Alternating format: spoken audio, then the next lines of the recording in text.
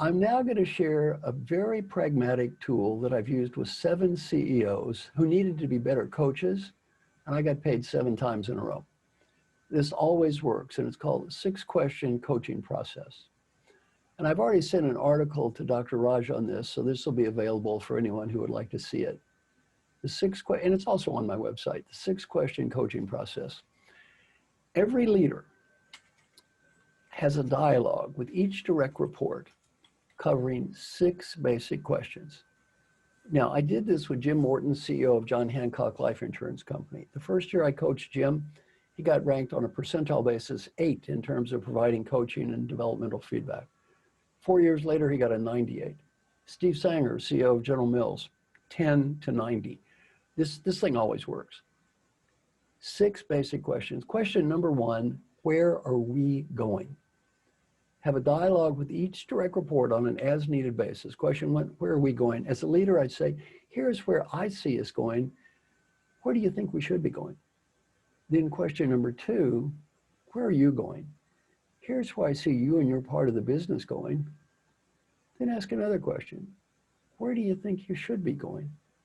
Because you want to have alignment 2 ways. 1, as a leader between you and the other person, and 2, the big picture and the smaller picture. Question number 3, doing well. I'd say, here's what I see you and your part of the business is doing very well. And then ask a question. What are you proud of? What are you proud of? What do you think you're doing well? A great question during times of crisis. Why? We often get so busy and stressed out, we forget to recognize all that people are doing, which sometimes is huge. Ask that question, what are you proud of? And sometimes they tell you things you didn't appreciate. Question number 4.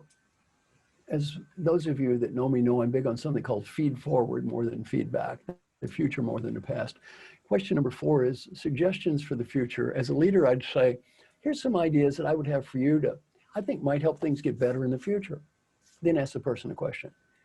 If you were the coach for you, what ideas or suggestions you might have for you? A great coaching question. If you were the coach for you, what ideas or suggestions might you have for you?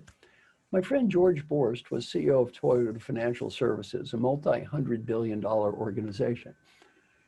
George was a little skeptical about question 4. He said, well, if I just ask people what advice would they have, they'll probably just say fluff. A year later, he said he was very surprised. People tended to say very deep things and often better than he thought of. George said more than half the time when he asked this question, if you were the coach for you, what idea would you have? He ended up saying, I like your ideas better than mine. Why don't we just go with your plan?